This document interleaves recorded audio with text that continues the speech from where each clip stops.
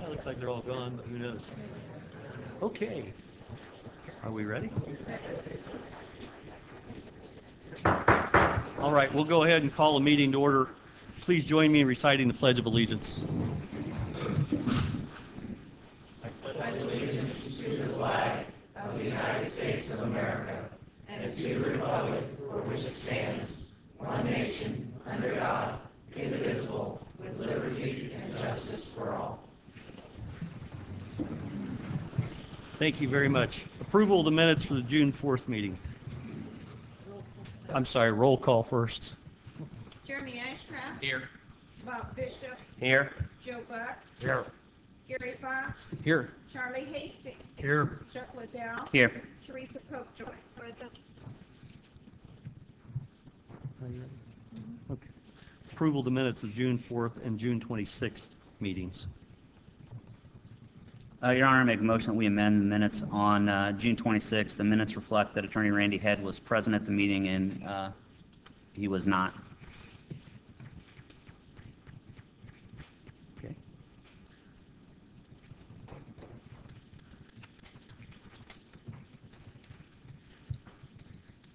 Is there any further discussion? Is there a second on that motion? Second. Okay, it's been moved and properly seconded. No further discussion. We'll call for a vote on the amendment. Bob Bishop. Yes. Joe Buck. Yes. Gary Fox.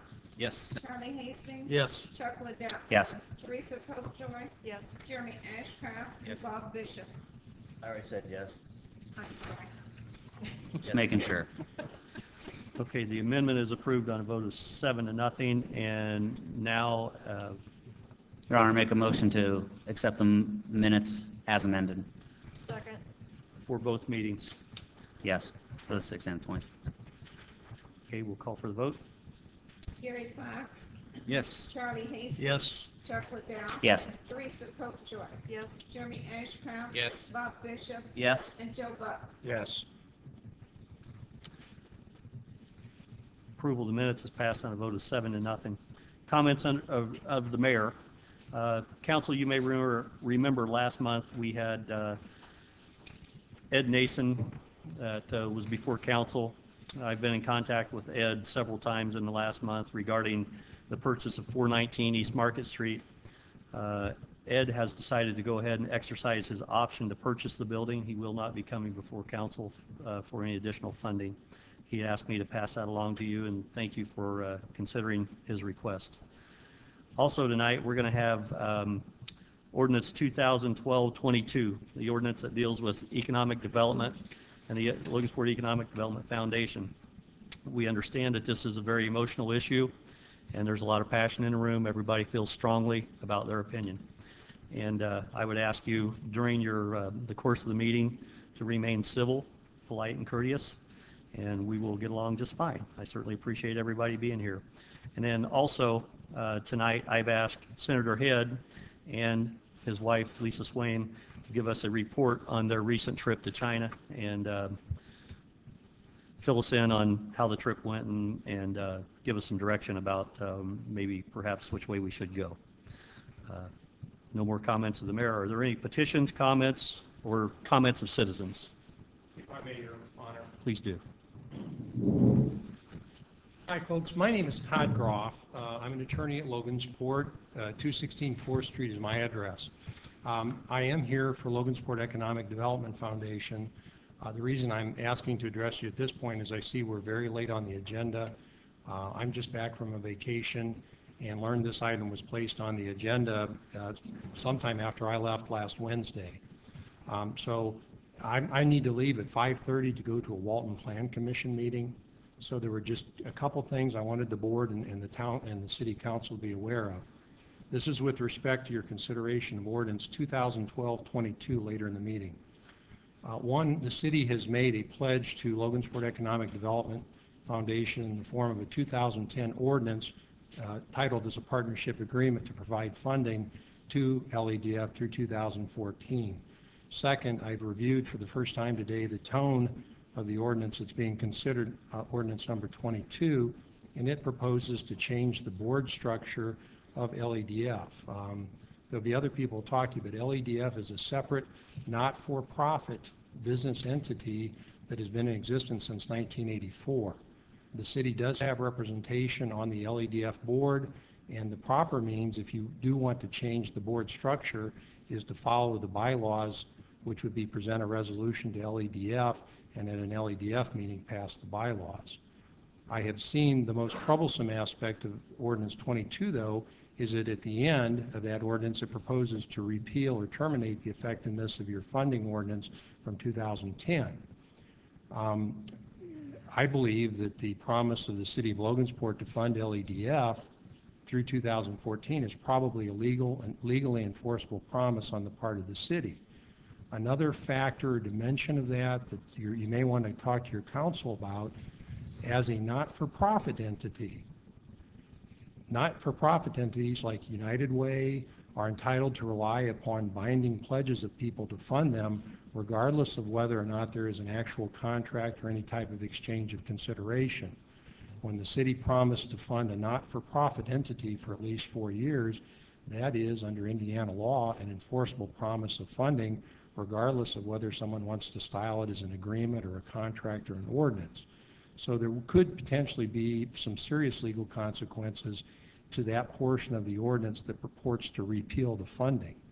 If you take that portion of the ordinance out, you can pass a resolution that purports to change the structure of the board, but it'd be analogous to LADF passing an ordinance that changed the structure of the City of Logansport. They're really two separate entities. And I apologize for co-opting this much of your meeting, and I only did it because I have to leave at 5:30. All right, thanks, Todd. Thanks, Todd. Are there any more petitions or comments of citizens? Okay, hearing none, we'll go to reports from committees, boards, and commissions.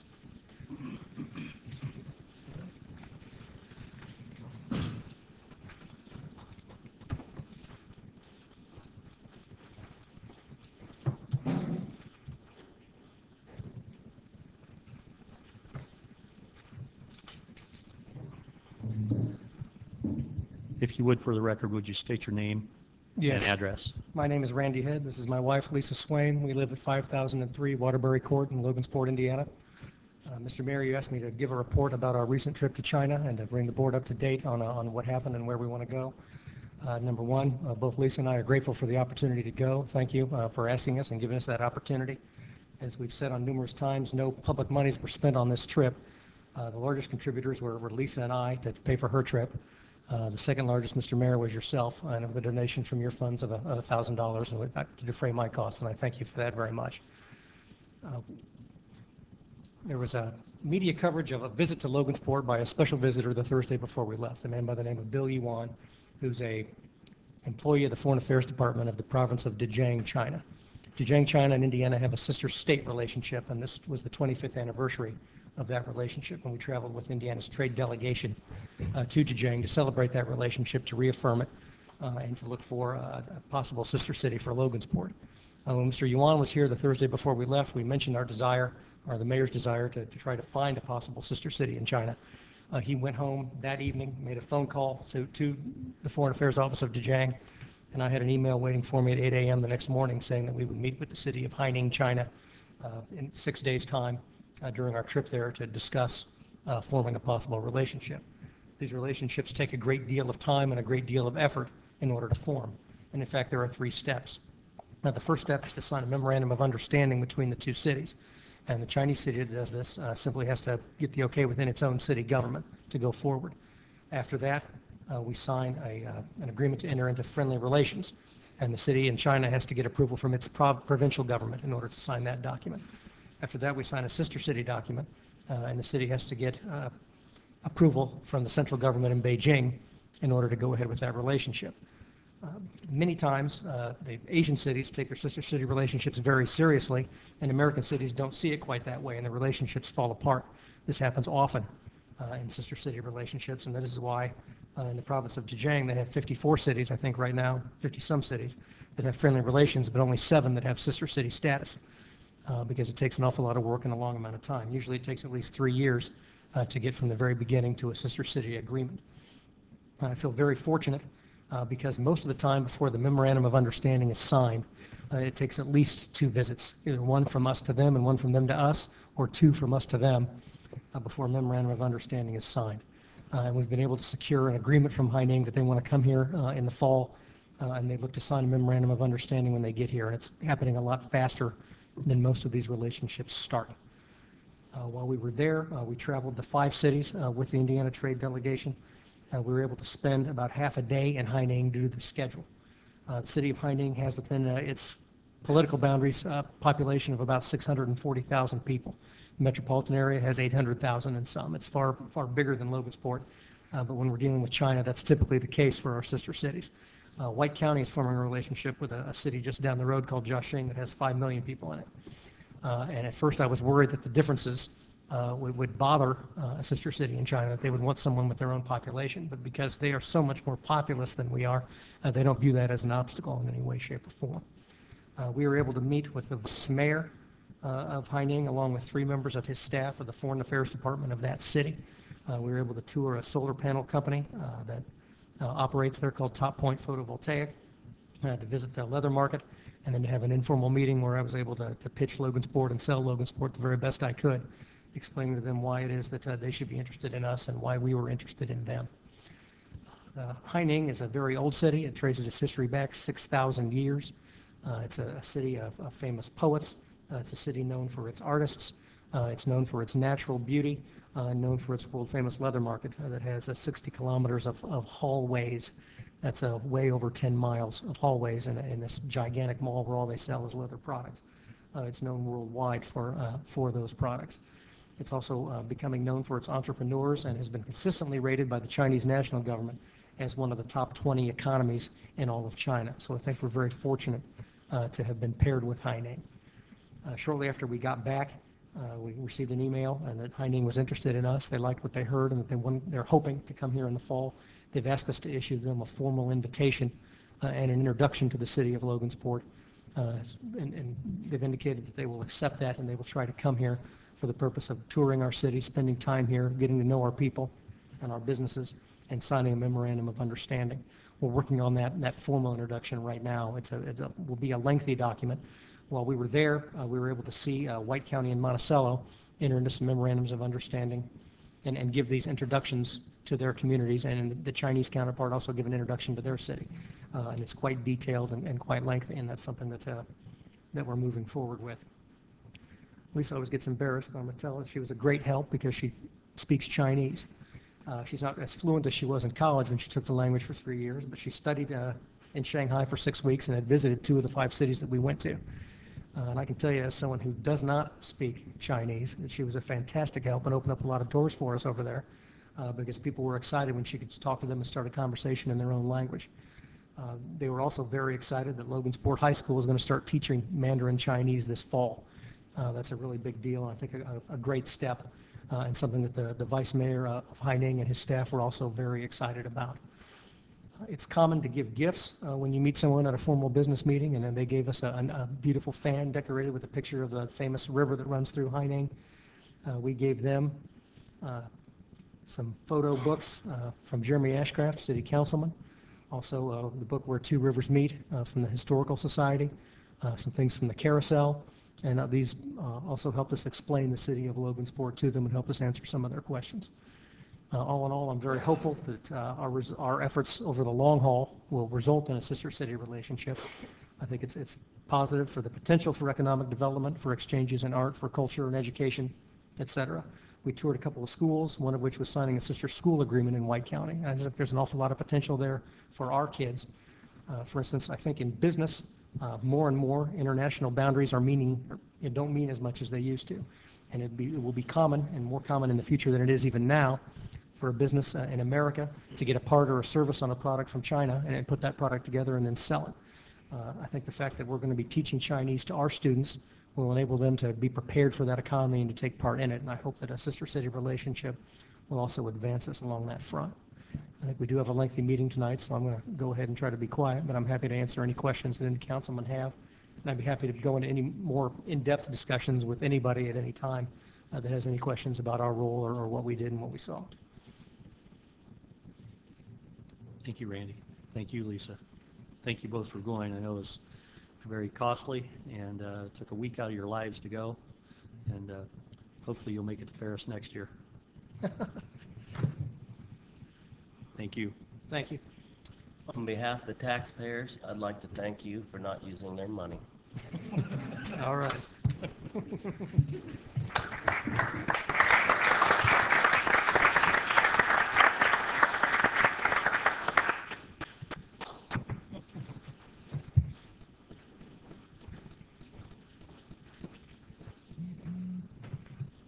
Okay.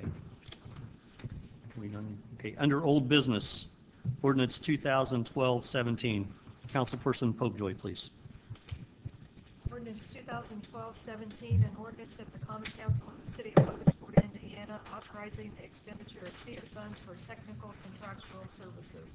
Mayor Franklin, I call for a vote on ordinance 2012-17. Jeremy Ashcraft. Do I hear a second? Second. Bob Bishop. It's been moved and properly seconded. Call for a vote. Jeremy Ashcraft. Yes. Bob Bishop. Yes? Joe Buck. Yes. Gary Fox. Yes. Charlie Hastings. Yes. Chuck Liddell. No. Teresa Popejoy. Yes. Ordinance 2012 passes on a vote, second reading, 6 in favor, 1 opposed.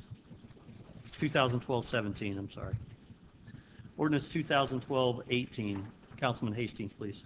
Ordinance 2012-18, an ordinance of the Common Council of the City of Logansport, Indiana, approving a change in rates and charges of the Logansport Department of Stormwater Management.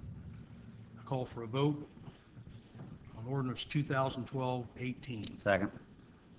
It's been moved and properly seconded. Is there any discussion? I'd like for Mr. Hartman to please come forward, give us a little bit of background on this. Again, we've heard it, but I think it's worth hearing again. This is the result of a state and federal mandate, and for the first 3 years of our program, it totals $13,500,000. We are going for a state revolving loan fund. In order to pay that back, we're asking for $2.52 an equivalent residential unit. Right now, our rate for stormwater is $4.95, which will bring it to a total of $7.47. And if we fail to adopt this ordinance, If you fail to adopt this ordinance, there are civil and criminal penalties. The civil penalties would be about $25,000 a day. Doubtful that the criminal penalties would result in anyone going to jail, but it would definitely look bad on the city of Logansport as far as getting any grants. are there any questions? Any further discussion? We don't like it, but we understand. I don't like it either, I know. and I won't get the applause that Senator Head did. Call for a vote on ordinance 2012-18. Joe Buck. Yes. Gary Fox. Yes. Charlie Hastings. Yes. Chuck Liddell. Yes. Teresa Popejoy. Yes. Jeremy Ashcraft. Yes. Bob Bishop. Yes. Ordinance 2012-18 passes on a vote of 7 in favor and 0 opposed. Resolution, under new business, resolution 2012-12. Councilman Bishop, please. Resolution 2012-12, a resolution approving the Logansport Capital Improvement Program 2013 to 2016. Your Honor, I ask for a vote on resolution number 2012-12. Second. Moved and properly seconded. Is there any discussion? Can I ask, in my You may. unknown at this point, are we adopting this plan as it is presented, or are we accepting it to consider for budget?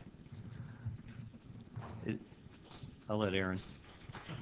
You're adopting the plan.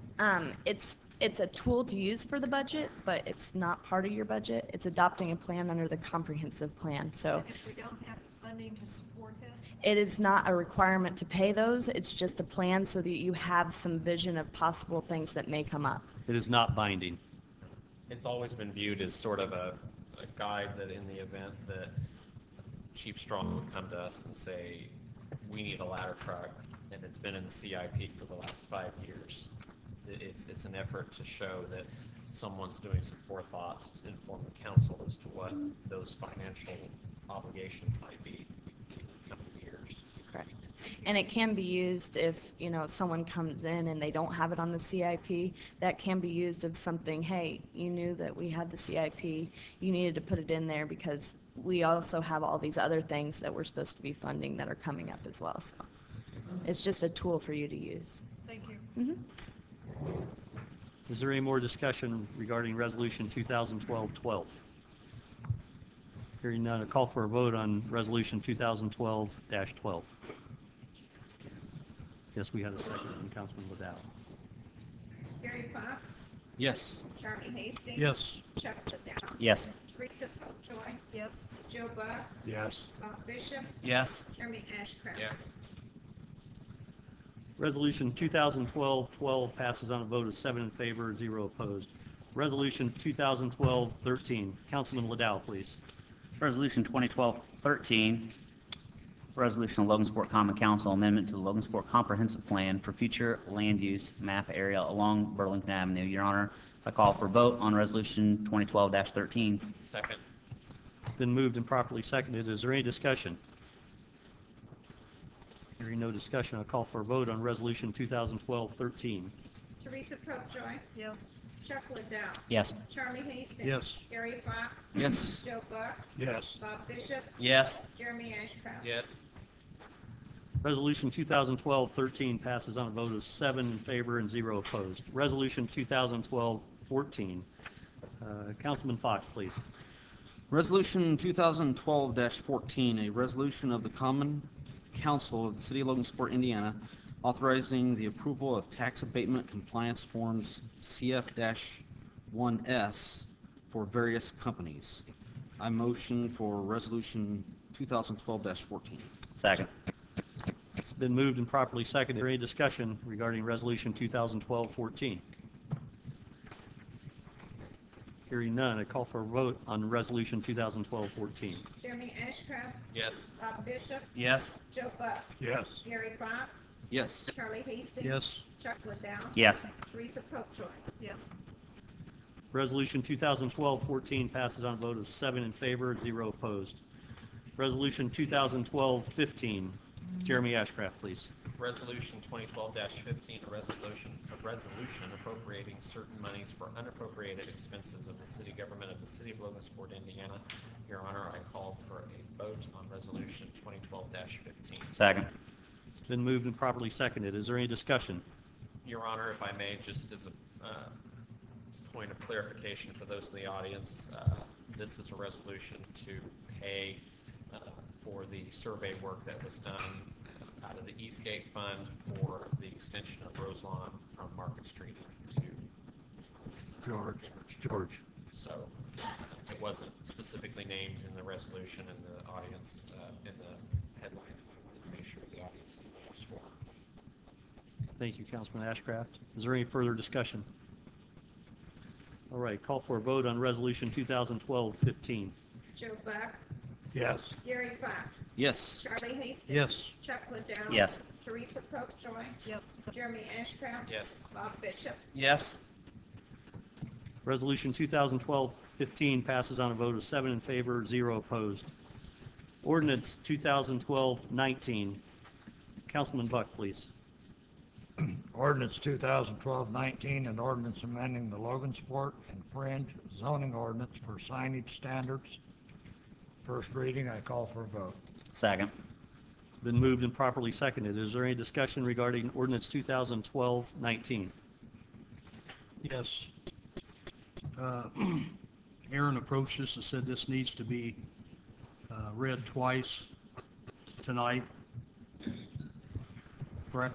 Yes, it was supposed to be on the June meeting. There was some miscommunication, so now that it's on the July meeting, there'd actually have to be 2 readings because state law requires it to be read by the council and passed or denied within 90 days. So we're kind of at that time frame. So I'm asking the council to suspend the rules for this one as well as ordinance 1220. Your Honor, I make a motion pending approval on first reading that we suspend the rules and read ordinance 2012-19 a second time this evening. Okay. I have my crack city attorney sitting next to me. We have to take a reading on, I'm sorry, we have to consider the ordinance, first reading, then suspend the rules, then move to second reading. So we will follow that procedure. Is there any discussion on ordinance 2012-19? Okay, I'd call for a vote on ordinance 2012-19 on first reading. Teresa Popejoy. Yes. Chuck Liddell. Yes. Charlie Hastings. Yes. Gary Fox. Yes. Joe Buck. Yes. Bob Bishop. Yes. Jeremy Ashcraft. Yes. Ordinance 2012-19 passes on a vote of 7-0 on the first reading. Now, council. Your Honor, I make a motion that we suspend the rules and read this ordinance a second time, ordinance 2012-19. I need a second. Second.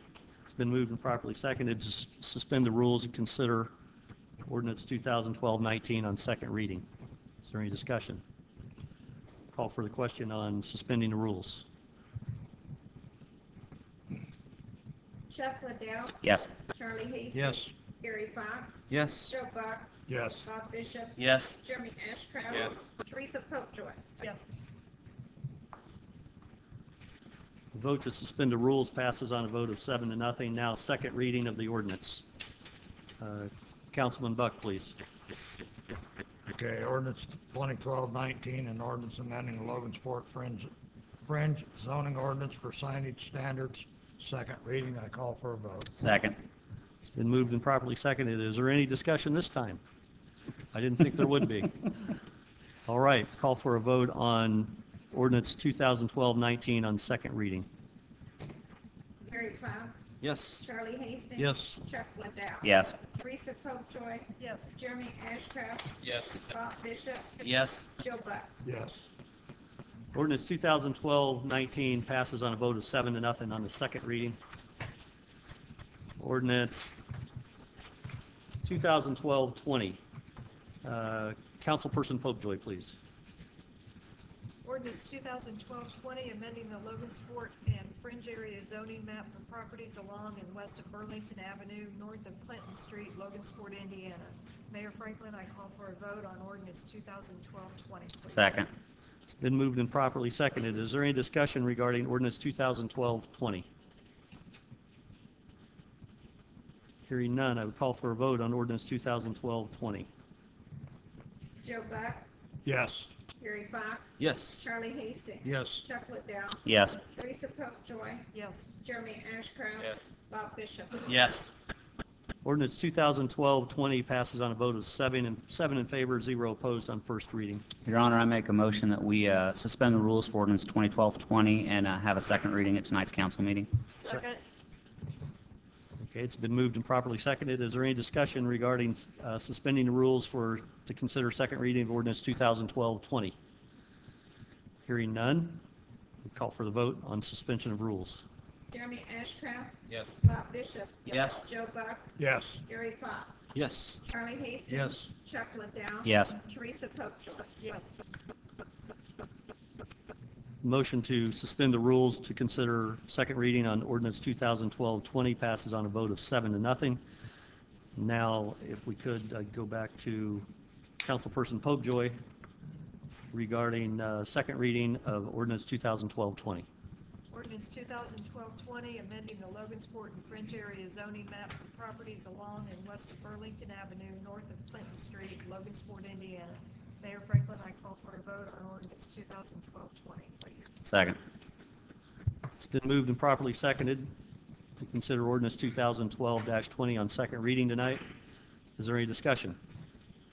Call for the vote on ordinance 2012-20, second reading. Bob Bishop. Yes. Joe Buck. Yes. Gary Fox. Yes. Charlie Hastings. Yes. Chuck Liddell. Yes. Teresa Popejoy. Yes. Jeremy Ashcraft. Yes. Ordinance 2012-20 passes on a vote of 7-0 on the second reading. Ordinance 2012-21, Councilman Hastings, please. Ordinance 2012-21, an ordinance vacating the alley between lots 20 and 21 in Sarah M. Tipton's addition to the city of Logansport. Call for a vote on ordinance 2012-21. Second.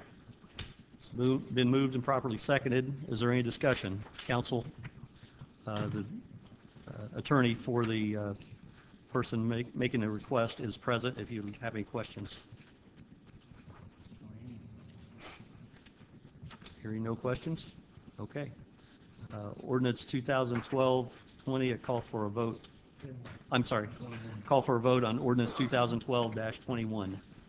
Gary Fox, Yes. Charlie Hastings. Yes. Chuck Liddell. Yes. Teresa Popejoy. Yes. Jeremy Ashcraft. Yes. Bob Bishop. Yes. Joe Buck. Yes. Ordinance 2012-21 passes on the first reading on a vote of 7 in favor, 0 opposed. See you next month. Ordinance 2012-22. Councilman Bishop, please.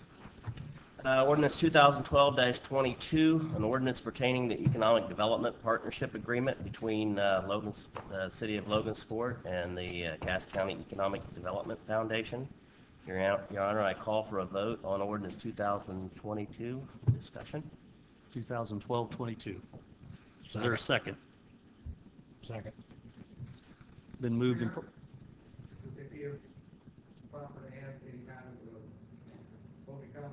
Just getting ready to get there. Okay, yeah, I'll give you a chance, Pat. Ordinance 2012-22 has been moved and properly seconded. Is there any discussion?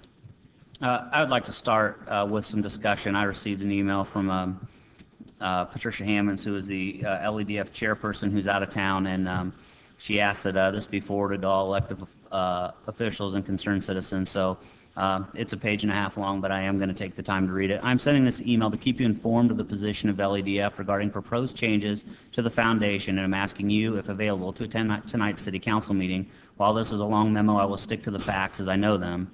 LEDF continues to work on projects for the county and city. We hired consultant Julie Ashmore as our interim director, and thus far the county, city, and private sector board members are very pleased with her performance and contribution. As a result, we've asked her to extend her contract at least 2 more months. The board decided to suspend most of our marketing efforts throughout the region until a new president is hired and allow strategic input. LEDF has also been working with another consultant, Jim Mooney, who is providing expertise in the search for permanent president for our foundation. We broadcast the position on a variety of channels and are receiving resumes. We've asked the entire executive team, including Mayor Ted Franklin, County Commissioner Dave Arnold, City Councilman Bob Bishop, and County Council President George Stebbins, to provide feedback on the proposed job description as suggested by Mr. Mooney. We hope to begin the interview process in early August. We are also utilizing the skills of Pat McNarney as a volunteer for the LEDF. He is helping to open doors for Julie to meet with existing businesses. Pat is also coordinating efforts and resources and assisting in strategic planning. Regarding the proposed restructure of LEDF, I was first made aware of this, presented with a first draft shortly after the Alliance Summit on April 4, 2012 at Ivy Tech. My understanding at that time was the proposed resolution represented only an idea of how the alliance structure could fold into LEDF with a smaller executive board.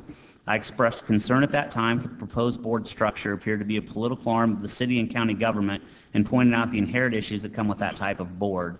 That proposed restructure was never brought to the full LEDF board or the executive committee for review.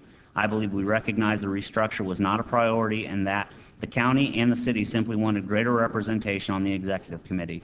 To that end, while I was away in May on personal business, 2 council members who sit on the LEDF board were invited to attend executive committee meetings. This was a decision I supported. George Stebbin, County Council President, and Bob Bishop, City Councilman, began participating in their weekly executive sessions. On Thursday, June 21st, 2012, Mayor Franklin called me to inform me that Mr. Bishop was going to present a proposal at the Economic Development Committee meeting on Tuesday, June 26, 2012, at 4:30 to restructure LEDF. On Sunday, June 24th, Mr. Bishop sent an email direction to Julie Ashmore to be prepared to discuss LEDF's performance over the last 5 years. Additionally, he instructed LEDF Administrative Assistant Judy Barr to collect 5 years historical and detailed financial information to be presented to the committee on Tuesday evening. Our administrative assistant was returning to work on Monday, June 25, 2012, after a 6-week leave of absence. Despite the short notice, in his request he stated he wanted to give them notice so as not to ambush anyone on the committee meetings. I did not receive a copy of the proposed ordinance until the meeting began on June 26, 2012. I attended the meeting with the information I was able to collect. I elected to not redirect Julie's attention for the economic development work that was in her current focus. The position of the private sector officers of LEDF is that the proposed structure is not the correct path for the LEDF or our community.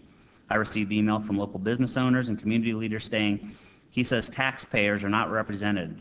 Are business owners and people with business background not taxpayers? Does he think we want our tax dollars wasted? Does he really want the majority of the LEDF board to potentially change every 4 years with an election cycle? Who will want to work under this scenario? There are several other concerns we would need to carefully consider before moving forward with such structure. Those include, but are not limited to, structures of the 501c3 organization and grant and other funding options available to a foundation-type organizations, just to name a few. I've always returned phone calls and emails to Mr. Bishop just as I do with any other board member. I welcome his suggestions for overcoming real economic issues in our community. His ideas of improving the trained workforce, reducing utility rates, and having competitive tax rates to promote economic growth. I've copied him on all correspondence sent to the LEDF board. Mr. Bishop has never brought an idea or suggestion to the LEDF. Overcoming the barriers of utility rates, tax rates, and a trained workforce is where the strategic thinking, planning, and collaborating come into play. We need all stakeholders at the table working on turning these barriers into strengths. This is where elected officials bring ideas, and leadership should garner support of those ideas from the 21-member board to get the community backing and the plans moving ideas into actions and solutions. The executive committee and full board are not, never have worked at odds with one another. We have not had a dissenting opinion on any issue brought to the table. Many questions are posed as we consider a variety of decisions such as marketing of our community internationally or spending $7,000 to educate community leaders and elected officials on economic development. We discuss issues and opportunities openly and in a respectful manner. I hope we will be able to garner enough support for LEDF in its current non-political structure that we will be able to convince the City Council to vote against the proposed ordinance. I do not know how the county feels about the proposed ordinance, but we all need to keep in mind that the county's contribution to LEDF is actually larger than that of the city. It's imperative that the county have an opportunity to weigh in on these proposed changes. The foundation itself isn't governed by either the city or the county. We operate under our own bylaws. If this ordinance is passed by the City Council, the LEDF Executive Committee will meet and propose a strategy to the full board for consideration in moving forward. While I attended the committee meeting last week, I'm out of town this week, and I imagine several of you are giving the 4th of July holiday, so I won't be able to attend tonight's City Council meeting. Please consider attending and expressing your feelings as a taxpayer, local business owner, and/or community leader, and make your feelings and opinions known to Council. Respectfully, Patricia Hammonds. I received that today at 2:30. I'd like to make one correction on that, Your Honor. First thing, one of the statements that she made was that both George Stebbins and I are on the executive committee. We're not actually on that committee. We are guests of that committee.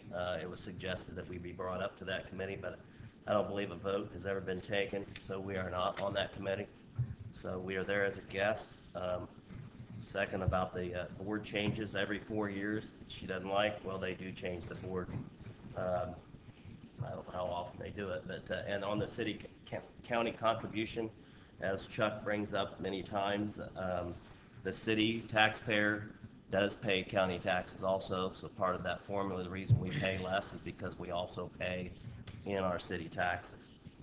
So that's just my corrections I have. Okay. Is there any more discussion among council members? I would just like to say that I don't believe that City Council has the authority to set the structure of the board. I believe that we can tell them how to spend the seated dollars that we grant them, but they are an independent 501c3 with their own bylaws, and quite frankly, we can pass whatever we'd like, but unless their board decides to go along with it, I don't much see the point in this ordinance. I agree with the comments that Mr. Groff made earlier. I think that this is going to make this board structure entirely too politically motivated, and there's quite frankly no room for politics in local economic development as far as I'm concerned. And that is what I have to say at this time. I'd like to say, as economic development to the average guy in the street equals jobs. Well, for the last 8 years, I haven't seen too many jobs come to Logansport. I realize that it's tough everywhere. Every town's trying to get jobs, but to the average guy in the street, A lot of this stuff, he doesn't understand that. He understands LEDF is supposed to get jobs to Logansport. It's not happening. All we're trying to do is get something different done in the community. And if we don't have jobs, what future do we have? And I don't pretend to have all the answers, but LEDF, a lot of people don't understand a lot of what they're doing. For 8 years, I mean, I didn't have any idea what they were doing. We were kind of stonewalled. So, I mean, we're just trying to get some change, do something different. If you keep doing the same things, you're going to get the same results. And I haven't seen too many results in 8 years. It's my opinion, a lot of my constituents. I have constituents call me up, Charlie, where can I get a job? You know where the jobs are. I don't, because there aren't any. I say go out of town, because I don't know where to get a job in Logansport. I have a question for Attorney Head. At the June 26th meeting, Mr. McNarney pointed out that, in his legal opinion, that he didn't believe that this was legally possible. Then Mr. Bishop said that you said, in your legal opinion, that this is legally a legal possibility. Can you clarify your position and let me know what code you're citing that makes this legally viable for the city? There are a few issues that have been discussed tonight already. But my opinion is that, number one, the ordinance that created LADF is 2010-5. And the question brought to me is one question brought to me, I guess a little bit different than the one you're asking me, Councilman Liddell, is this 2010-5 a binding contract? I've done research on contracts, and I do not believe it's a binding contract. I was asked, can the council pass 2012-22? I think, yes, the council can pass it, but as Mr. Groff and as Councilman Ashcraft have said, we cannot compel an independent organization to restructure. We had an ordinance saying that the Ham Radio Club had to have so many members on its board, or they had to have such and such a background. It would have the same effect. It has no, that part of it has no effect, and is viewed by me as a statement by the council members voting in favor about the current status of things. But we cannot compel LEDF to change their board. We don't have the authority to do that. Mr. Groff brought up tonight, I heard for the first time the argument that it was a promise that's legally enforceable, though not a contract, which is a different animal. I'd be happy to go over whatever case law he has to discuss that, but I haven't done research on that particular issue. Okay. Does that answer your question? Kind of. I guess what happened, and I talked to Councilperson Popejoy before the meeting, at this meeting that we had on the 26th, we were not going to bring this forward tonight, and then it showed up on the agenda. Randy was not at the 26th of the meeting to share his legal opinion, and now he has shared that, and he hasn't made a compelling argument that what we're doing is correct as far as us having unilateral authority to change the structure of LEDF. With LEDF's multiple government funding sources, I think it'd be foolish for us as a council that has the executive authority to seize control in a hostile manner to do so. Our relationship with LEDF, purely contractual. It's not the duty of this council to dictate its actions, makeup, or directions of the board. See, the choice is and has been to contract with economic development for LEDF. Additionally, I believe that LEDF, the members that are here, have been very transparent in how they operate and have been willing to accommodate on some of the council's desire for more active participation in economic development. I'm sorry, Councilman Hastings, but I'm very well informed on economic development because I made it a point to learn about LEDF. So if you haven't, I don't think that's on LEDF. I think that's on you. I asked Skip Cooper many times, Chuck, wait a minute, you accuse me. I asked him many times what's going on, can't discuss it with you. Can't discuss it with you. Time after time after time. Under the other administration, a lot of stuff was stonewalled. That's my opinion. Okay. I was on it for 8 years. We're all entitled to them, buddy. If it's the desire of this council to pursue the interest to ensure that tax dollars are properly accounted for, then I ask that we ought to redact the $130,000 that we just allocated tonight to the mayor, because it's not been done with the same interest of accounting for our tax dollars. It's been said that this is a secret economic development that I can't discuss. That, to me, doesn't spell out accountability. Uncontrolled assurance that it is wisely being spent on a top-secret economic development project is hardly accountable as a taxpayer. Furthermore, the consequences of this action will require us to take undesirable and outreaching authority as a council. We would be further compelled to assume responsibility of controlling LMU by dissolving the USB, as our interest with LMU is equal or greater than that with LEDF. I believe this ordinance is a step backwards in the collective efforts of economic development and subjects that better interest of this community to the interest of a few looking for personal gains through this political cycle. We must keep economic development from being positioned by short-term political gain and heading in the path of community prosperity, unshackled from the political rhetoric we are currently dealing with in this proposal. That's how I feel. I've spent all day working on it, and I think it's absolutely wrong that, number one, this even shows up, because that was underhanded and not with little integrity, since that's not what was discussed at our committee meeting. But number two, that we're trying to push it through the way we are. Mr. Liddell, I would like to address just a couple of your concerns. When you talk about the $130,000 that was appropriated tonight that you so happily voted against, there will be an accounting. Unlike what we've received from LEDF, if you look at the LEDF ordinance, Section H specifically states that the LEDF president will make detailed and written reports to the City Council at the end of each quarter. The months of the reports will be April, July, October, and January, and I can't find one of them. So when you accuse me of something like that, I would suggest that you check your own facts before you go throwing darts. What you've done tonight is totally unprofessional, and you're positioning yourself to win a lot of friends. Let's move on. Let's get on with the debate. Let's have our vote and go from there. Fine. It's why I'm here, Ted. I represent Did you ever the ask people. for that quarterly report? I know these others have. I have all sorts of reports. If you want me to share my LEDF file with you, I'll pull it up and give it to you. Is there any further discussion from council? Mr. McNarty. Thank you, Mr. Mayor. My name is Pat McNarty. My wife and I have lived at 2522 North Street for the last 37 years, and I'm unofficially representing LEDF, and I just have a couple questions. I wanted to be sure that I had my facts straight, that at the conclusion of our Tuesday meeting, I was passing out two items, two documents, the bylaws of LEDF and what I consider to be the contractual ordinance that I think Randy, first name, sorry. That's all right. There we go. Would be 2010-05. And I said at that time that I believed that what was being proposed was not the proper way to do it, and that it should be done through the bylaws, and that I didn't think that could be done, and I wanted to ask Bob, and please be assured, Bob, I appreciate your guardianship of tax dollars. Thanks. I know that you're sincere. I know you do your homework, and I thank you for your public service. But at that point, I believe, Bob, you said our counsel, our lawyer, not the exact words, says we can do it. Right. Is that correct?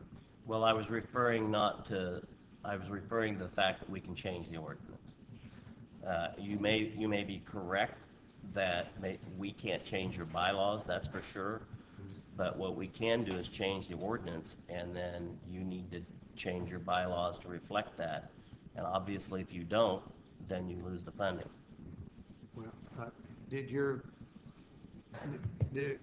counsel say what would happen if our bylaws didn't get changed? No, I haven't talked to him directly about that.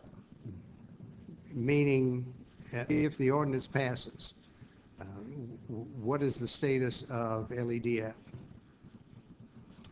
I would say, well, I'd say that they need to go by it, or like Todd brought up earlier, this ordinance rescinds or replaces ordinance 2010-5, and so that means if it's not accepted, then you wouldn't have the funds of the present ordinance. So you would, even though a contract... Although it's already been paid up until, I think it's November, so it's like that wouldn't make much difference at this point. I think that's in my questions, maybe with just one exception. The LEDF, its board, is right now putting on a search for a president of LEDF. I think, as Charlie Hastings has alluded, we need a rainmaker. We need somebody that's good. And one of the qualifications that you board members have set down is that we want someone with experience, someone with a record, someone that has some credibility to that. And I would ask you this question. Each one of you has been successful in life. You have enjoyed different degrees in different ways, but you're all successful. If you were the one that we were asking to come to Logansport to sell perhaps that home, bring your children here, enroll in our schools, I dare say that none of you would do anything other than come to Logansport, perhaps incognito, perhaps hire somebody to find out what the tenor is, what the mood is for that. Knowing that your funds may be cut off immediately or 2 years, would you come to Logansport? Would you buy a home here? Would you enroll your children in the school? And what I'm hoping is that, because we obviously have a difference of opinion between one lawyer and another lawyer, if there is a way that this could be prevented, and at least have our lawyers get together and let them slug it out, if that's what it takes for it, before we go public with something like this. I don't know if that's proper, Mr. Mayor, but that would be my hope for this, and I thank you for your attention. Thank you, Pat. And Thanks, I'd like Pat. to comment on that quickly, that I agree with you that we're not trying to bring attention to this. I would like for this to have been done a lot more smoothly. But as I will read a statement here pretty soon, the timeline that this has been on, we've been working on it quite a while, and we haven't had any cooperation. Everything that we've tried to do has been met with opposition, to put it lightly. So, yes, I agree with you. Thank you, Pat. Councilman Buck? Yes, I know that this has been in the works for quite some time, and we have heard very little from LEDF other than a tirade by Mrs. Hammonds at the last meeting that just smacked of unprofessional. I'm sorry, but that's my opinion. It was a personal attack on Bob Bishop. It did not deal with the facts. It upset me greatly. And that's why at this time I would support this ordinance to get somebody's attention. Councilman Fox? Yeah, I'd just like to say, with our rules, this is the first reading, so if this gets approved, then we'll have 30 days to bring it to the table and work on this for the next 34 days. 34 days. So. That's correct. Is there any further discussion? I have. Since Ms. Hammonds, or Mrs. Hammonds, read her statement, I think I'd like to go ahead and read another statement. Basically backs up some of the stuff she said. This will take 3.5 minutes, so be comfortable. This just to give a timeline of how this has came about, to let you all know that this didn't happen just last week, that this has been an ongoing effort. So since early March 2012, the city and county have been meeting to make some small changes at LEDF to better represent the taxpayer. On April 4th, 2012, I informed LEDF President Patricia Hammonds that we were working on some changes of the board structure. I was told that we were not qualified to sit on the board and that we could not be trusted with the information we might obtain.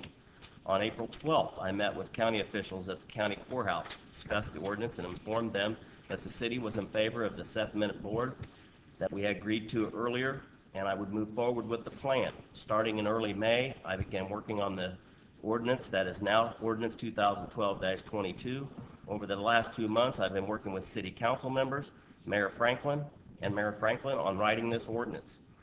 Last Tuesday, June 26th, the council had a planning and economic development meeting, and LEDF ordinance would be discussed. I personally informed LEDF on Sunday evening that the upcoming meeting and asked them to prepare answers to 2 questions that I would have. I wanted to give them fair warning that what would be asked so they would not feel ambushed. The 2 questions were, how much money has the city and county contributed in total over the last 5 years, and what have we got in return? The answer I got was over $1 million, and Patricia Hammonds gave me a brochure from 2011 that highlights their success. I provided copies of those in the rear of the room, if there's any left for your view. After the meeting of June 26th, I was asked to postpone this ordinance until after the July 31st training meeting, and in the interest of the taxpayer, I agreed. The next day, Wednesday, the following day, and the following day, Thursday, Patricia Hammonds decided to spend the time that I'd given her to send out emails attacking me. On Friday morning, after discussion with the council, I decided that Ms. Hammonds was going to waste our time by attacking me. There was no reason to delay, and I asked the ordinance 2012 be put on the agenda for the first reading tonight.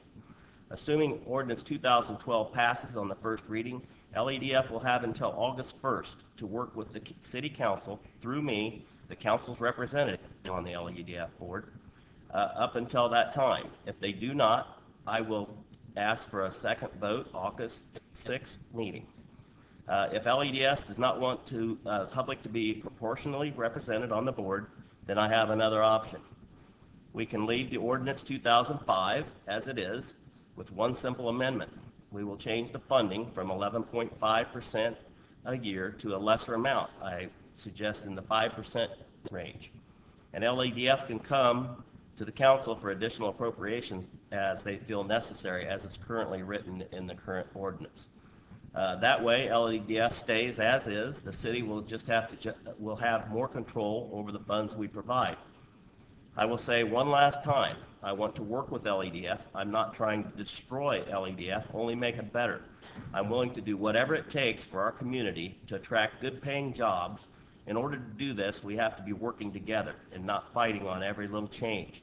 The citizens elected this new administration for positive change, and that is exactly what I'm trying to accomplish. It's all about jobs, jobs, and more jobs. I appreciate your attention. Thank you. Did I miss a meeting on Friday morning? Because it said you discussed with council. I didn't attend any meeting and didn't have any idea that we were changing this. What are you talking about? On Friday morning, after discussion with council, I decided that if Ms. Hammonds was going to waste our time by attacking me. Oh, yeah. I discussed with individual council members to make sure I had sufficient votes to go forward. Okay, so not the entire council. We didn't have a public meeting. No, I knew didn't, your opinion. I didn't know about that. I knew your opinion. Okay. I want to just point out one other statistic that I came up with today. In the last election, 3,772 people in the city of Logansport voted for the mayor, or voted for the mayor vote. The current board makeup and the people that they employ represents over 4,000 people. So to say that the taxpayer doesn't have a voice, I think by logic they do, because that board is made up of people who run companies that employ over 4,000 people. We represent over 18,000 people, Chuck.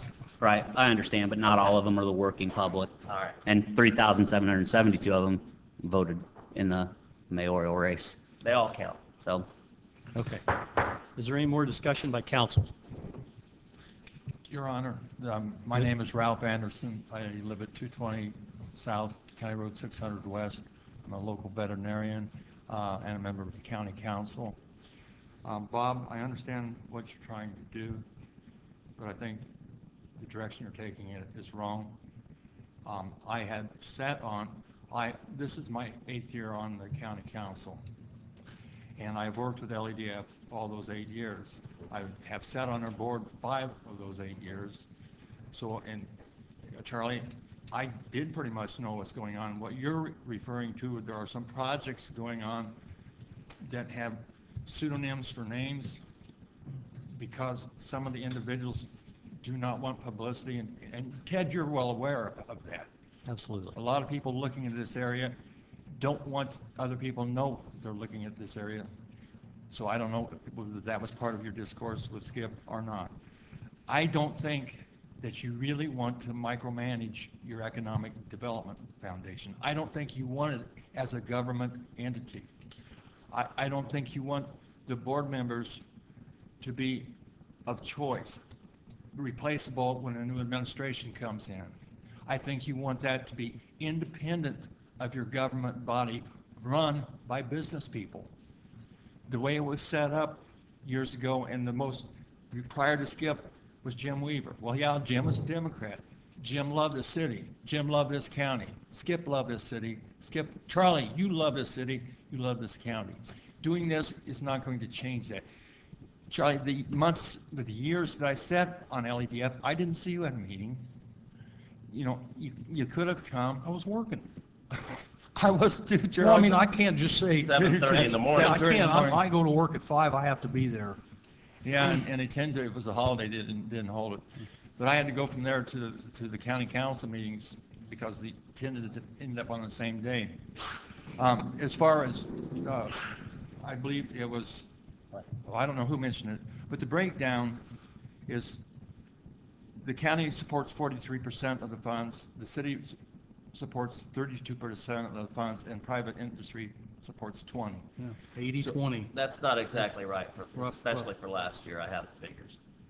And you've got to count all the funds, not just the seated, the one thing. Correct. We Okay. paid in a total of $224,000. The distribution of seated is in that manner. Okay.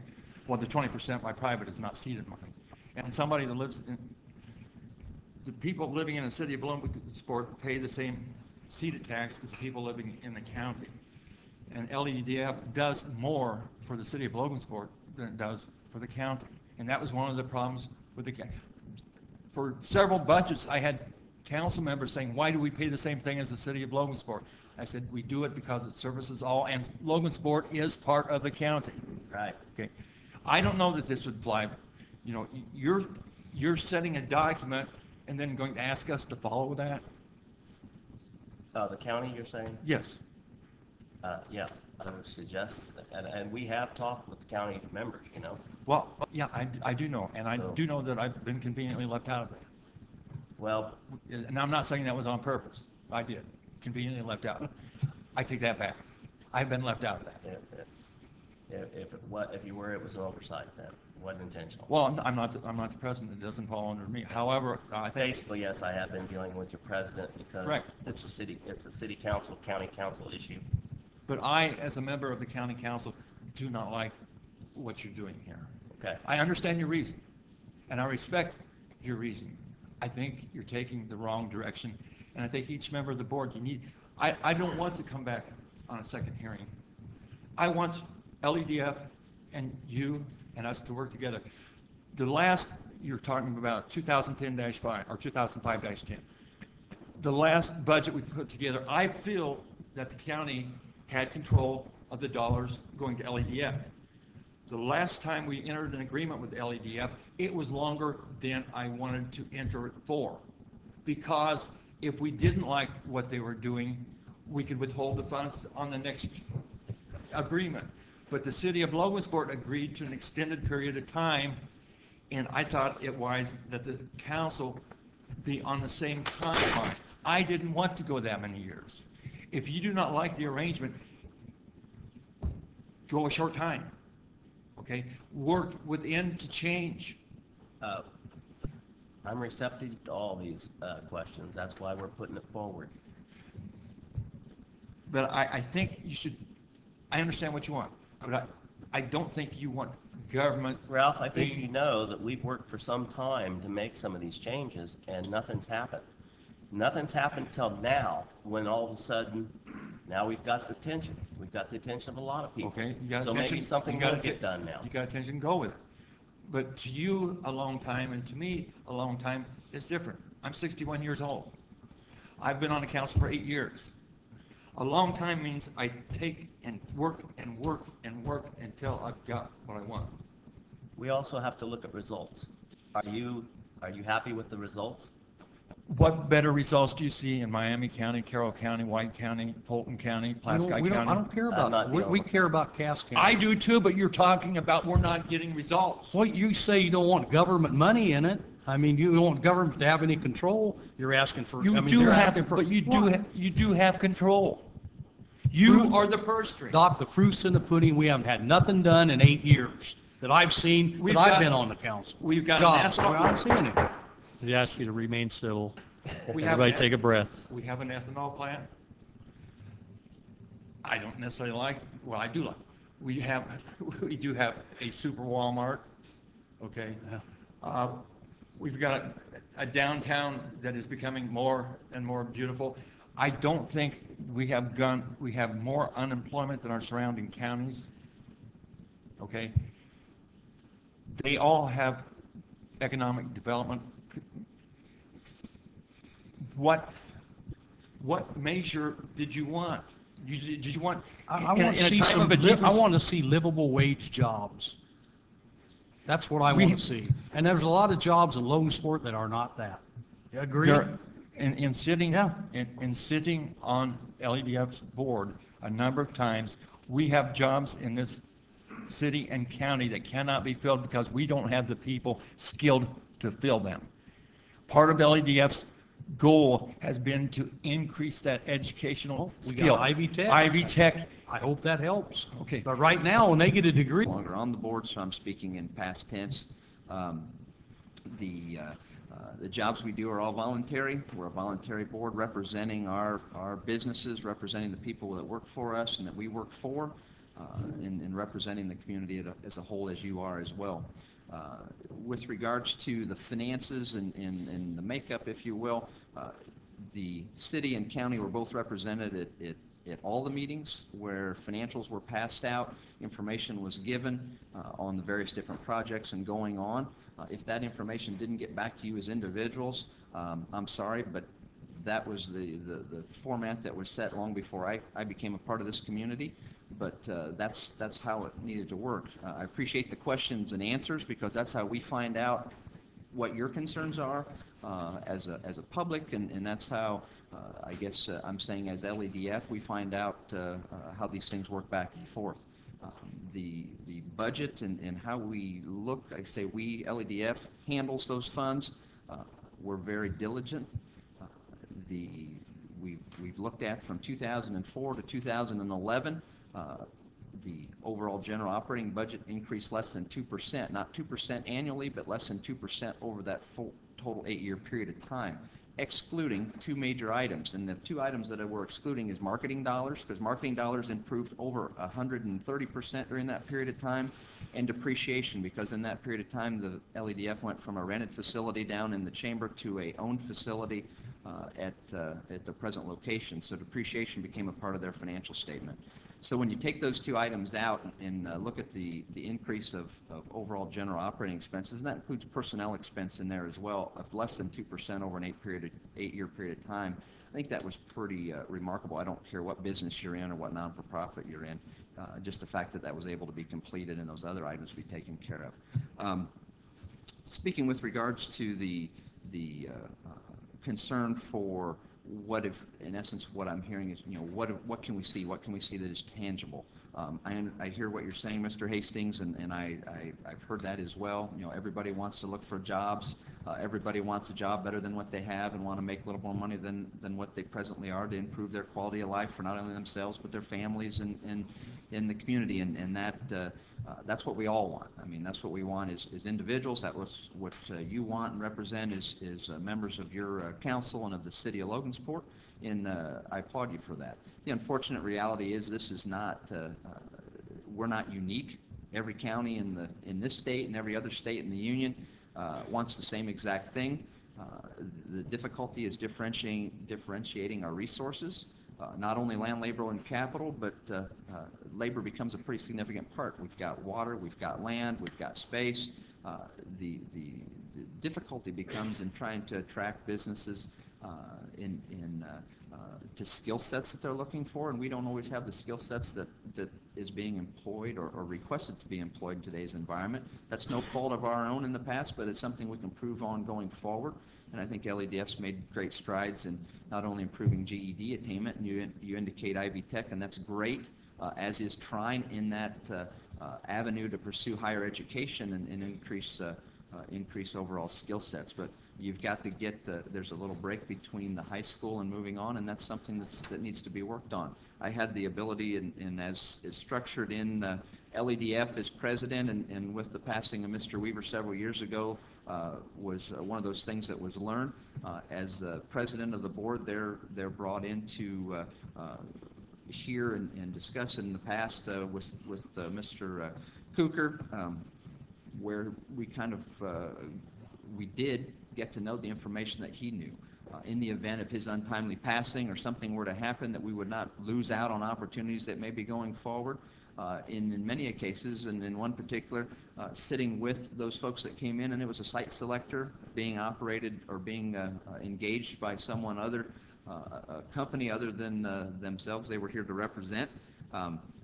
They did not want to let it be known that they were here in town. They did not want to let them know the company or the nature of the business and what they were doing, because of the fact that they have contracts, they have union contracts, they have employees, they have folks in their communities that they really don't want to alarm or get upset. They may have been looking to expand rather than to move a location, and in so doing, just the knowledge that they may be out looking around is detrimental to their business.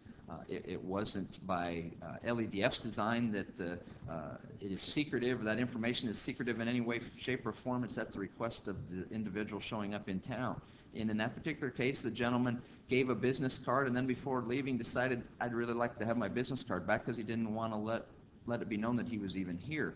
So when you ask what's going on, it's not a stonewalling, Mr. Hastings, and I'm not picking on you in particular. Don't get me wrong. I'm just giving I just know what I went through the 8 years I was on the council. And again, livable wage jobs. Sure, that's what we all look for. Why don't we want that?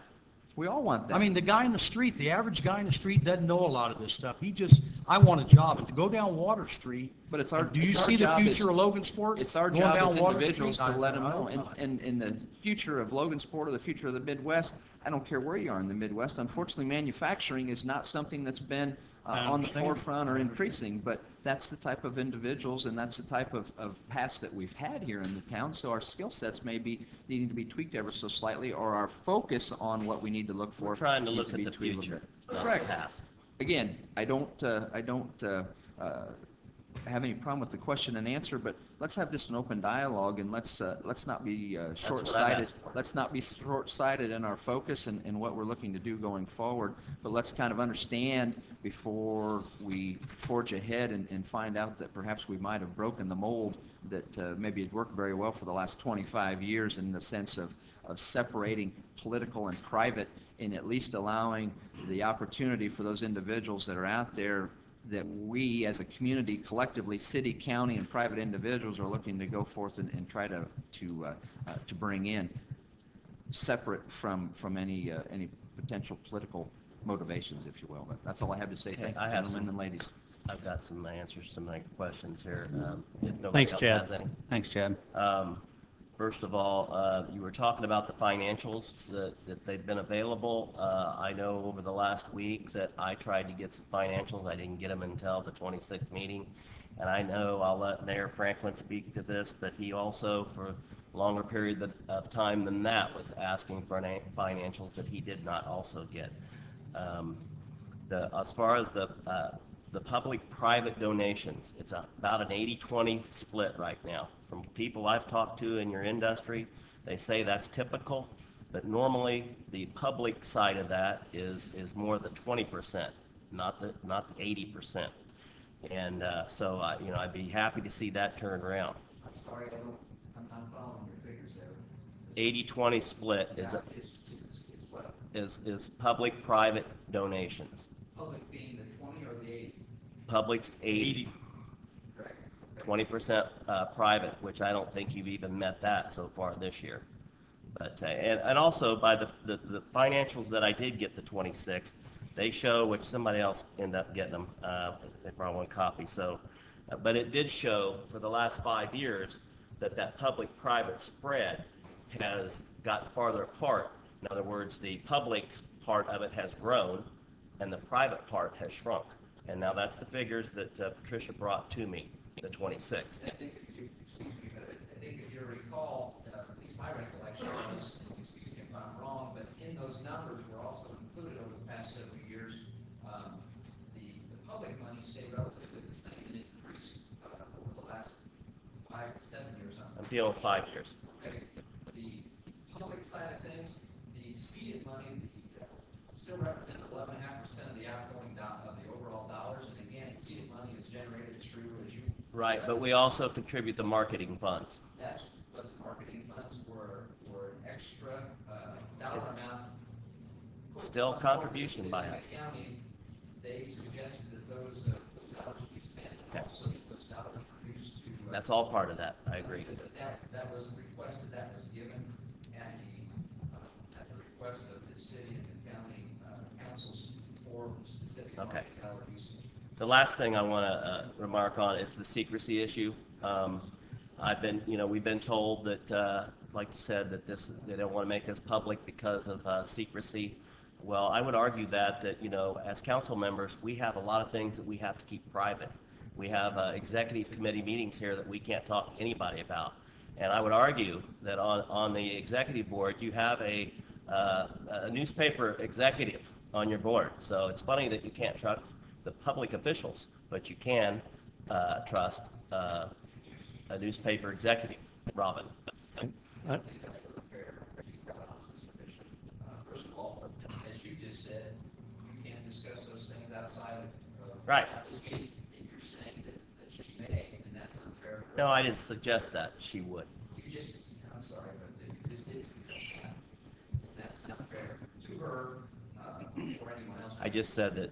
Well, never mind. Nonetheless, it's not a matter as to the makeup of who the exec committee is and their background. I'm a banker. I sat on that committee.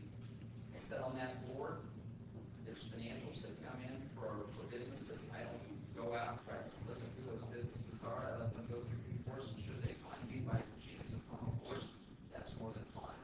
But I take offense to that suggestion. Okay. Again, Thank you. Is there any further discussion? I just got one more. If we keep doing the same things we've been doing, we're going to get the same results. Okay. Simple as that. Just to keep doing it the same, we're going to get the same results. Please state your name and address. Jim Hayden, 203 West Roselawn. You know, I'm going to try and be a little bit of a peacemaker here, but that's not my nature for those of you that know me. So, you know, I've been here 7 years, and Mr. Hastings, with all due respect, and I don't know where you live, but where I'm at, it's blossomed. You may not like what the income is at the Holiday Inn Express or the Walmart or the strip mall, but they bring tax money into our coffers every year. They provide jobs. A lot of my customers work there, and maybe it's not enough money, but it's a job. Is it the perfect job? No, but it is a job, and that end of town has prospered the last 7 years, and that's an outsider looking in. But I mean, this community has been so good to me, and I've met so many good people. I sometimes don't understand why there's so much infighting. We're all trying to accomplish the same thing. I mean, as a businessman, I'm all in my business. Where, I mean, no offense, if you guys go home and you don't get your way in a vote, you still have a livelihood. If I lose at my business, I'm out. So when we make business decisions, we have to throw our emotions out the window, because otherwise, you know, it costs us everything. You've got some pretty influential people sitting here. You could have a lot more. I think that ought to be a barometer of the feelings of the community. And I am concerned, because if we're really trying to do the same thing, I got to be honest, from a business viewpoint, from an LADF viewpoint, you're burning some bridges tonight. My daddy taught me every time you burn a bridge, you can't go back over it. And Mr. Fox, with all due respect, you say, I don't see the problem with passing it and thinking about it. Then you missed Mr. McNarney's point. You've already damaged the quality of person we're going to get to hire. You're going to damage it even more if you pass this at the first reading. We're trying to hire the best person we can for economic development for Cass County. Gang, my livelihood, I sold my home, my business, I sold everything to buy a business to come to Logansport. I don't know how many of you could say that. I sold everything. You know, I'm all in. I want this town to grow economically. I'm very happy with what's happened on my end of town. And if this is a town-by-town item, you know, I feel bad about that. But on the other hand, I've had issues not come my way being on LEDF. I wanted to sell the land next to me, and the people weren't interested. You know, I didn't get mad at Skip Cooker because they wouldn't buy my land. You know, I supported the land they did buy because it was good for the community. It's one of the projects we're working on right now.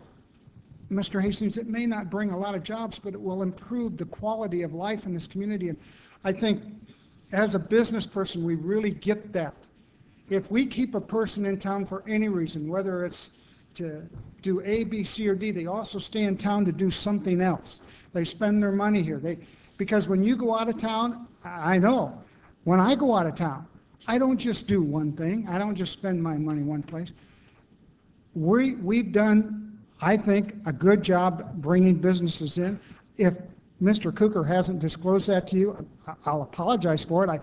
Frankly, I've been to a lot of meetings over the years, and I've not seen most of you at our meetings, but you know, I didn't get let in on a lot of the details because we weren't able to. But I can tell you this: when I came to town, I flew in on a Sunday because he didn't want anybody knowing the place was for sale, and I didn't want anybody knowing I was looking at it.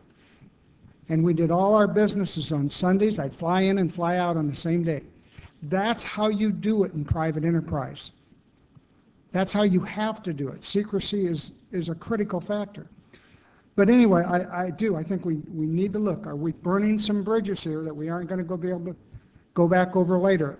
And you've got some bigger bridges than me sitting out there in the audience. You know, these people are here for a reason. And if you've already made up your mind, just so be it. We'll stop the discussion. But there is opposition to this for a variety of reasons, and I just appreciate you giving me the time to listen to it. Thank you. Thanks, Mr. Sheridan. Thanks, Jim. Mr. Berkshire, please come on up, state your name and address, please. Nope, it's all yours, buddy. Michael Berkshire, 528 Logansport, Indiana. I wasn't going to say anything for this ordinance, but I'm sorry I missed the 26th mini meeting. Randy, I'm glad you had a good trip to China. I'm glad you and your wife had an enjoyable time. Hope you opened many doors. And I, for one, was one of those people that sat there and watched color TV as Richard Nixon and his wife, Pat, used tax dollars to draw back the bamboo curtain in the early 1970s, which helped make your trip possible, which has helped make the trade relations we have with China possible. That was funded with tax dollars. I, for one, am a student of history. I know you're interested in it, Randy. I remember reading about Commodore Perry using tax dollars in the early 1800s to open the door to the Orient to visit Japan. If Commodore Perry had not opened that door, we may never have transistor radios, for the good or the bad of it. But when I hear people say, I don't want to use tax dollars to go to Japan or to go to China, I see a narrow-mindedness in there. I see nothing wrong with it. That's part of economic development. Economic development has many doors that you can use. Charlie, in my previous life, I traveled a lot. I traveled extensively from coast to coast. And Logansport is not unique in not having good jobs. Logansport is not the only city in the world, in this country, that does not have high-paying jobs. Last year, right at this moment, I'm working a part-time job.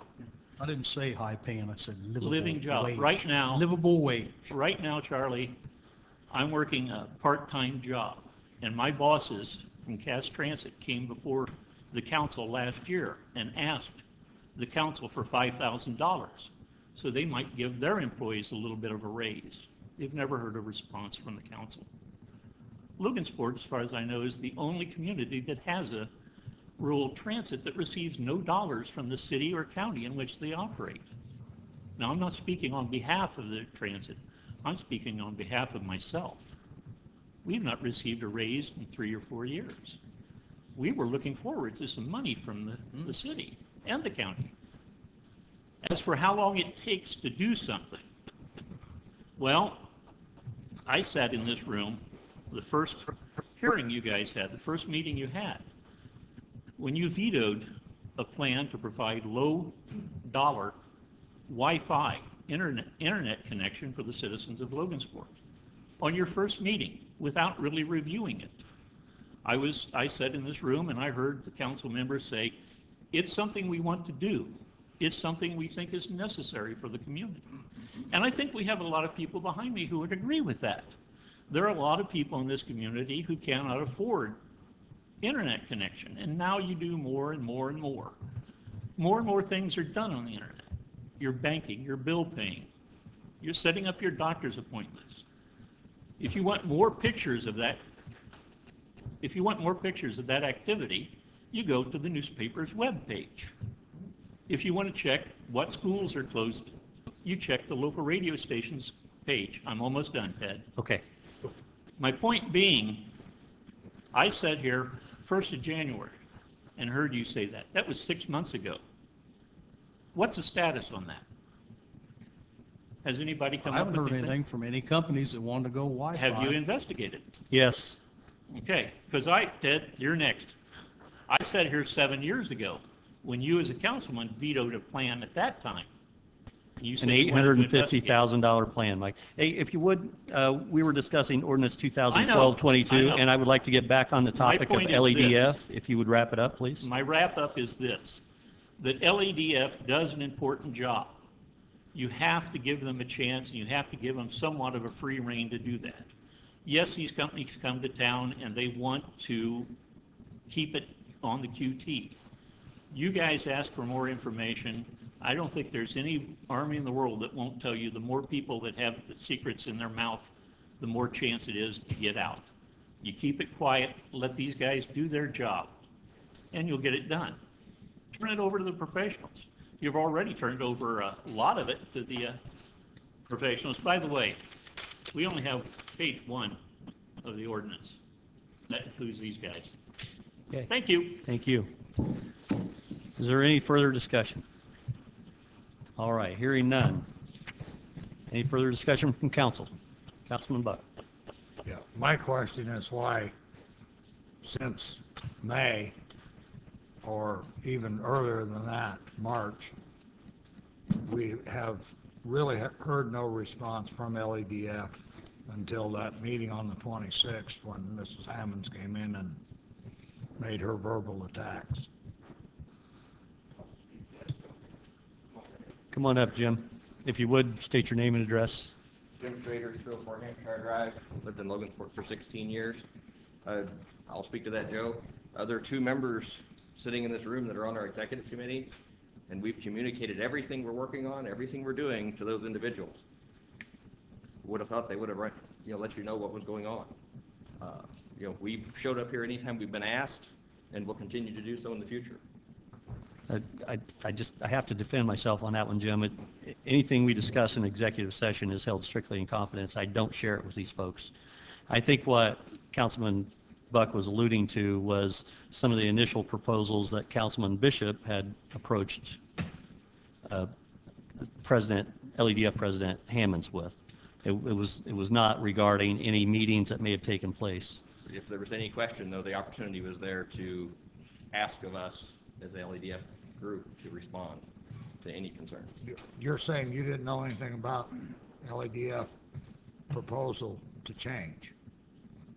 Yes, we've been discussing it in the executive committee and have been willing to work with anybody there. Can I ask how long? You mind if I ask how long? How long have we discussed You're it? referring to your discussions in the executive committee on this change. We've discussed changes that LEDF needs to make since the departure of Skip Cooker. and we've done that with everybody at the table. That also is part of my point, is we are in a transition period here. So I think this is a good time that if we have some things we need to fix, this is the perfect time to do it. I appreciate your comment. LEF has not been unwilling to do that. Thanks, Jim. Thank you. All right. I think we've said about everything that could be said. Any more discussion? Last time. Okay. Call for question. Call for a question on ordinance 2012-22 on first reading. I'm sorry? Okay. I'm sorry. Yeah, there was a second early. Yeah, I read the ordinance. I believe it was Joe did. I think it was Yeah. Councilman Buck that seconded. Okay. It's been moved and properly seconded to have a vote on ordinance 2012-22. Call for the question. First reading. Joe Buck. Yes. Gary Fox. Yes. Charlie Hastings. Yes. Chuck Liddell. No. Teresa Popejoy. No. Jeremy Ashcraft. No. Bob Bishop. Yes. Ordinance 2012-22 passes on a vote of 4 in favor, 3 opposed on first reading. Is there any other miscellaneous business, including matters not already considered? Hearing none, entertain a motion to adjourn. So moved. Second. We're adjourned. Thank